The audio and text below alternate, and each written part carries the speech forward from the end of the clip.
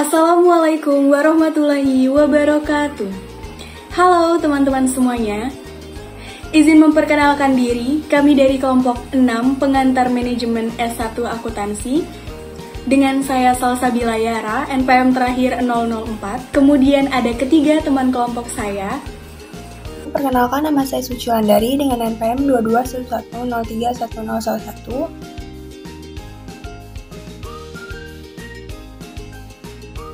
Perkenalkan, nama saya Hana Farida dengan NPM terakhir 027.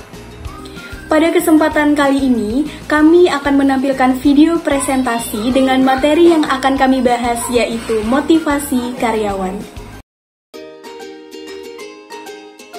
Motivasi karyawan. Dalam bekerja, ada banyak sekali motivasi yang bisa membuat orang untuk bisa bekerja di pekerjaan tersebut, seperti upah, atau rekan kerja yang baik, bos yang baik, ataupun jam yang fleksibel. Sekarang saya akan menjelaskan mengenai motivasi karyawan. Motivasi adalah dorongan yang membuat seseorang melakukan sesuatu. Adapun teori-teori yang membahas tentang kebutuhan, yaitu yang pertama kebutuhan oleh Maslow, yang menjelaskan bahwa kebutuhan manusia itu ada 5, yaitu ada fisiologis, rasa aman, sosial, penghargaan, dan juga aktualisasi diri. Dimulai dari kebutuhan fisiologis nih. Kebutuhan fisiologis ini adalah kebutuhan yang paling dasar agar manusia dapat bertahan secara fisik, seperti sandang, pangan, dan juga papan. Dan kalau kebutuhan fisiologis ini belum terpenuhi nih guys, kita tidak bisa naik ke kebutuhan yang atas.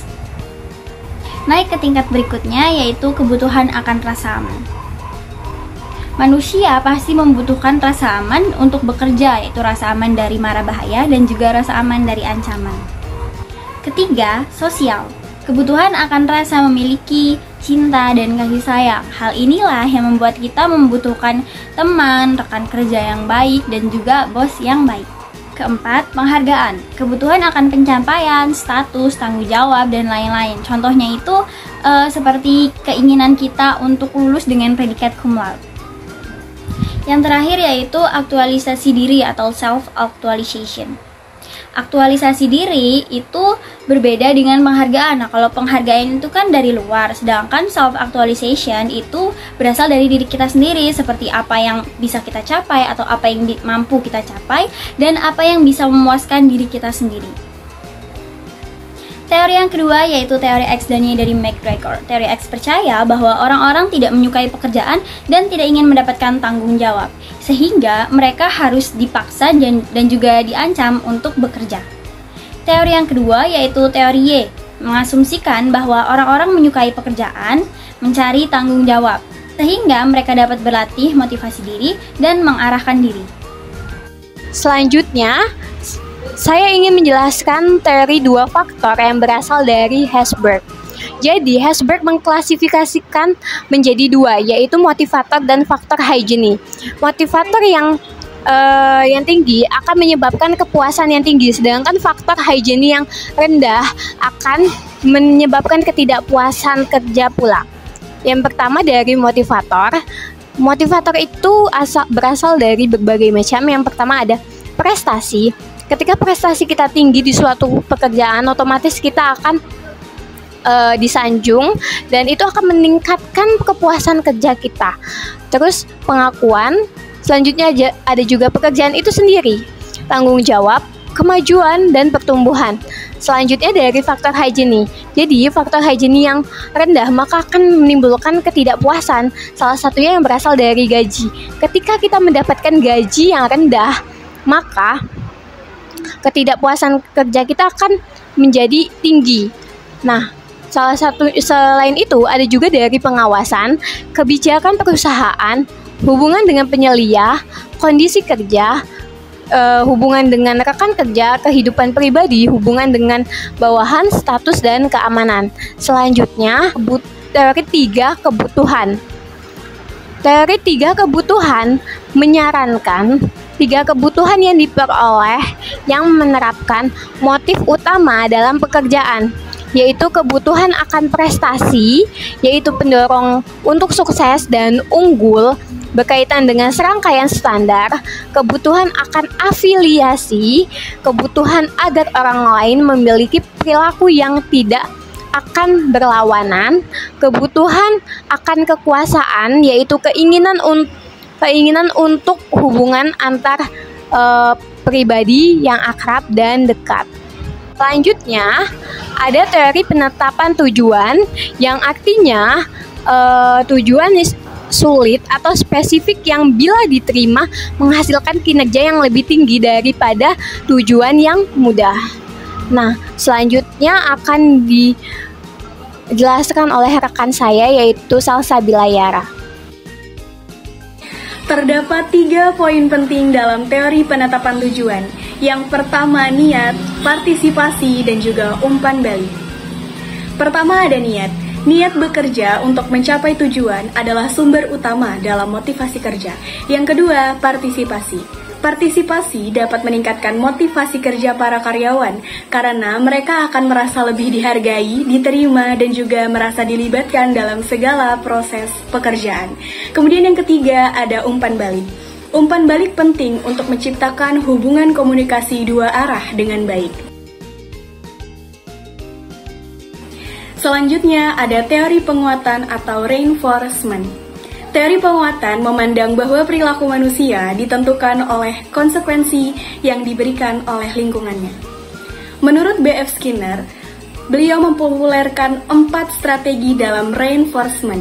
Yang pertama ada positive reinforcement, yaitu meningkatkan perilaku yang diharapkan dengan memberikan konsekuensi yang menyenangkan. Yang kedua, ada negative reinforcement, yaitu meningkatkan perilaku yang diharapkan dengan tidak memberikan perilaku yang tidak menyenangkan. Selanjutnya, ada job karakteristik model. Konsep karakteristik pekerjaan ini pertama kali diperkenalkan oleh Heckman dan juga Oldham pada tahun 1980. Mereka menjelaskan bahwa job karakteristik model merupakan pendekatan dalam merancang sebuah pekerjaan yang bertujuan untuk menggambarkan kondisi yang terjadi pada pekerjaan dan merencanakan agar suatu pekerjaan dapat berjalan dengan efektif. Dalam job karakteristik model, seperti yang teman-teman lihat di bagian ini, terdapat 3 bagian, yaitu yang pertama ada dimensi pekerjaan inti, yang kedua keadaan psikologis yang kritis, dan yang ketiga ada hasil kerja dan pribadi. Pada bagian pertama, yaitu dimensi pekerjaan inti, terdapat 5 poin penting, yaitu 1. Keanekaragaman keterampilan. Keanekaragaman keterampilan adalah sejauh apa pekerjaan membutuhkan individu yang mampu menyelesaikan berbagai tugas yang menuntut karyawan untuk menggunakan keterampilan dan kemampuannya yang berbeda dalam tingkat yang tinggi. Yang kedua, ada identitas tugas. Identitas tugas adalah suatu pekerjaan yang mengharuskan penyelesaian dari seluruh proses bagian pekerjaan oleh seorang individu atau karyawan yang telah diidentifikasi sebelumnya. Yang ketiga, ada signifikan tugas. Signifikan tugas adalah kondisi di mana hasil dari sebuah pekerjaan seorang individu berpengaruh substansial dalam kehidupan atau pekerjaan individu lain. Yang keempat, ada otonomi. Otonomi adalah kondisi di mana suatu pekerjaan memberikan kebebasan, kemerdekaan, dan juga keleluasaan yang substansial untuk karyawannya dalam merancang pekerjaan, sehingga mereka dapat menentukan langkah-langkah yang akan digunakan untuk menyelesaikan pekerjaan tersebut. Dan yang kelima, ada umpan balik. Umpan balik adalah kondisi di mana aktivitas kerja membuat seorang individu atau karyawan memperoleh pengetahuan secara langsung, sehingga mereka dapat mengevaluasi mengenai keefektifan kinerjanya. Pada bagian kedua model karakteristik pekerjaan terdapat keadaan psikologis yang kritis. Nah, pada bagian ini terdapat 3 poin penting. Yang pertama, mengalami kebermanaan pekerjaan. Yang kedua, bertanggung jawab terhadap hasil pekerjaan. Dan yang ketiga, pengetahuan tentang hasil aktual dari aktivitas pekerjaan. Selanjutnya, bagian yang ketiga yaitu hasil kerja dan pribadi. Pada bagian ini terdapat 4 poin. Yang pertama, motivasi kerja internal yang tinggi. Kedua, kinerja pekerjaan dengan kualitas yang tinggi. Ketiga, kepuasan terhadap kerja yang tinggi. Dan yang terakhir, ketidakhadiran dan perputaran yang rendah. Materi selanjutnya yaitu mengenai masalah motivasi di masa kini. Jadi masalah yang pertama yaitu memotivasi karyawan dalam keadaan ekonomi yang sulit.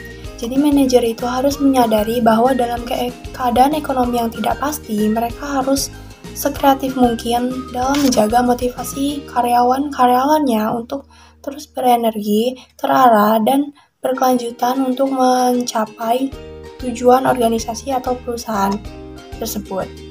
Masalah yang kedua yaitu tantangan lintas budaya. Jadi dalam lingkungan bisnis global saat ini, manajer tidak mungkin berhasil dalam melakukan motivasi dengan teori yang sama untuk lokasi atau tempat yang berbeda.